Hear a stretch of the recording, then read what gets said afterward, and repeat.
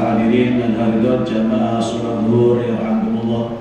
Alhamdulillah, rasa syukur mari bersama-sama kita pegang Allah Subhanahu wa taala yang mana pada siang hari ini kita bersama-sama bisa melaksanakan kewajiban kesepakatan hari sempurna. Kita laksanakan kewajiban ibadah sholat zuhur dengan berjamaah. Mudah-mudahan sholat kita diterima oleh Allah Subhanahu wa taala. Shalawat wa salam mudah-mudahan terlimpahkan kepada baginda Rasulullah sallallahu alaihi wasallam. Ma'asyiral hadirin yarhamukumullah. Ada dua hal kata Rasulullah SAW yang manusia itu sering lalai, sering lupa untuk mensyukuri dua itu. Yang pertama adalah nikmat sehat, yang kedua adalah nikmat sempat. Berbicara masalah sempat adalah berbicara masalah waktu. Allah Subhanahu wa taala berfirman dalam Al-Qur'an, ada yang wal asri, demi masa atau demi waktu asar, ada yang waktu duha, demi waktu duha atau di pagi hari, ada wal laili, demi malam hari. Artinya apa? Allah Subhanahu wa taala bersumpah demi waktu pagi, siang, sore, malam. Sebenarnya adalah terkandung, kalau kita dalam baca ayat selanjutnya, terkandung satu tujuan agar manusia itu kapanpun dan dimanapun senantiasa berbuat baik. Kita lihat dalam surah Al-Asr, terusnya ayat juga ada sebuah pesan di mana orang itu akan senantiasa dalam keadaan rugi kecuali orang-orang yang iman kepada Allah, kemudian imannya itu diwujudkan dalam bentuk amal soleh. Di sore pun kita harus amal soleh. Kalau kita baca surah Al-Lail, di Al-Lail itu pun ada pesan. Ya, di sana itu fa'amaman aqta wa taqa wa saddara bil husna fasal yasqusra. Jadi di terusnya itu ada anjuran-anjuran juga tentang kebaikan. Barang siapa yang dermawan, suka memberi, maka akan dimudahkan mendapatkan kemudahan-kemudahan oleh Allah. Barang siapa yang bakhil, ya, tidak suka memberi orang lain, tidak memiliki empati terhadap orang lain, maka akan dimudahkan mendapatkan kesulitan Allah Subhanahu wa taala.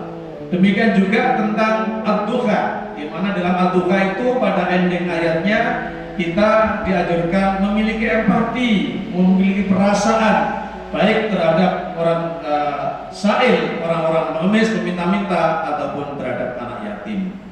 Sehingga memanfaatkan waktu adalah satu keniscayaan. Karena Allah Subhanahu wa taala bersumpah demi waktu asar, demi waktu duha, bahkan demi waktu di malam hari. Yang di sini akan saya sampaikan adalah memanfaatkan waktu puasa. Karena puasa itu maksimal hanya 1 bulan, bisa 29, bisa 30, tergantung hasil hisab dan hasil ruqyah. Oleh karena itu dalam waktu puasa yang 1 bulan, di mana Ramadan sudah pasti akan pergi, mari waktu puasa itu kita manfaatkan. Kita ambil salah satu saja, memanfaatkan dengan banyak berdoa kepada Allah Subhanahu wa taala. Berbicara masalah doa, ada banyak riwayat hadis, saya sampaikan 3 aja. Ada sebuah hadis ya, di mana doa mustajabah itu mengatakan as-shaim hatta yuftir. Orang yang berpuasa sampai berbuka. Sehingga berdoa itu setelah kita mendengarkan azan subuh sampai mendengarkan azan maghrib, doa itu mustajabah terus-menerus. Kalau kita mengikuti hadis secara tekstual, as-shaim hatta yuftir, memperbanyak doa terus harian. Ya, karena setelah subuh sampai maghrib doa itu mustajabah. Kalau kita memakai hadis yang kedua, ada yang mengatakan as-shaim hina yuftir, orang yang berpuasa ketika berbuka. Nah, sehingga di pondok pesantren Karang Puasa itu ada gerakan doa menjelang berbuka. Dia baca Rahman, baca Al-Waqiah, memperbanyak doa, terus makan takjil bersama. Ini ada gerakan dalam rangka menyambut hadis itu. Kemudian kalau kita baca dalam kitab Lafaz Busau, di sana diterangkan bahwa ketika kita berbuka, maka para malaikat itu mendoakan kita dengan sholawat. Sholawat itu yang dalam makna itu Isuddin Al-Syekh Isuddin menerangkan makna sholawat adalah malaikat itu mendoakan dengan mendapatkan ampunan dan mendapatkan rahmat Allah Subhanahu wa taala bagi orang yang berpuasa ketika dia makan. Jadi kalau makan sampai 1/4 jam itu doakan malaikat. Nah, tetapi jangan itu dipakai argumen, kalau begitu saya makan aja, kalau saya baca Quran makan aja setengah jam. Toh kita didoakan malaikat mendapatkan roba dan maghfirah, ya wajar-wajar saja, karena ibadah berlebihan itu tidak baik. Bahkan ada statement yang kelihatannya baik tapi tidak baik. Ada pernah ASN Kementerian Agama dengan bangga mengatakan kepada saya, Pak, saya kemarin 1 bulan tidak berhubungan sama suami, nah saya kasih suami saya yang cucu saja. Ya pastilah orang laki-laki 1 bulan tidak berhubungan yang cucu itu wajar ya. Coba kita lihat Al-Quran ya, kita wajar-wajar saja ibadah, tidak boleh berlebihan sampai 1 bulan tidak kumpul. Mana argumennya itu? Justru ada ayat ukhilla lakum lailatas siyamur rafatu ila nisaikum hunna libasul lakum wa antum libasul lahun. Justru di malam hari itu halal tak berhubungan dan sebagainya itu halal. Barulah ada hadis keterangan dari baginda Rasulullah SAW ketika asyarul awakhir 10 hari terakhir baru sabtul hijjah. Kalau sebelumnya ya silakan mencium, silakan asal tidak sempat. Nah, dalam hal mencium itu ada 2 jawaban yang berbeda dari Rasulullah SAW. Kalau hadis yang dibawa oleh Aisyah, ya Aisyah itu pernah dicium Rasulullah ketika Rasulullah itu berpuasa. Tapi Rasulullah bisa mengendalikan diri. Jangan coba-coba yang kita nafsunya besar, siang hari main cium-cium bisa batal kalau itu seperti itu. Jadi kalau orang tua banyak biasanya ya silakan mencium. Kalian mudah-mudahan tidak boleh sama Rasulullah SAW. Jadi melihat situasi dan kondisi. Saya hanya akan ngajak ya, di bulan puasa itu kita banyak baca Quran, banyak berdoa pada Allah Subhanahu Wa Taala.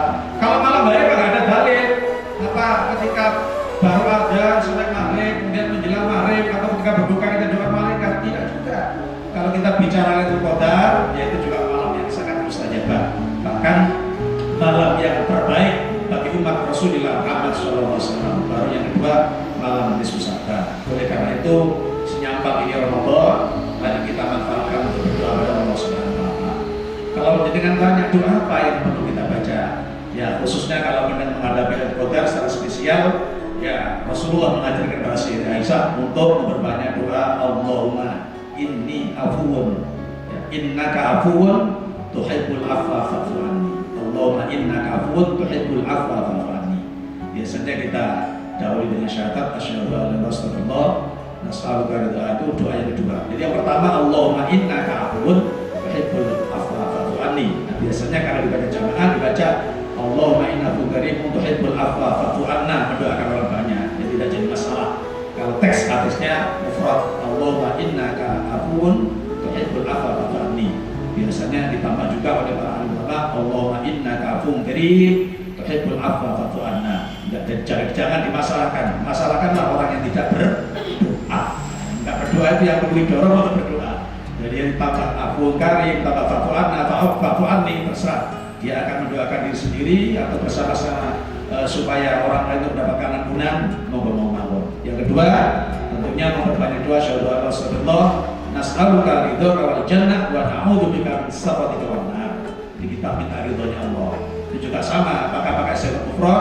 Asyhadu an la ilaha illallah as'aluka ridhoka wal jannah wa a'udzubika min sakhatika wan nar, atau pakai nas'aluka ridhoka wal jannah wa na'udzubika min sakhatika wan nar. Jangan berdebat di tataran nahwu, itu tatarannya para ulama. Mari kita memohon aja pada Allah, memohonkan diri kita sendiri baik, memohonkan untuk keluarga lebih baik, memohonkan untuk seluruh umat Islam akan lebih baik lagi.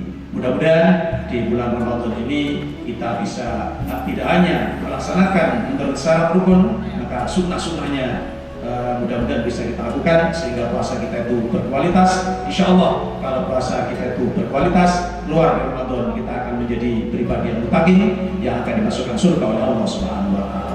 Demikian kurang lebihnya mohon maaf. Wallahul muwaffiq ila aqwamit thoriq. Assalamualaikum warahmatullahi wabarakatuh.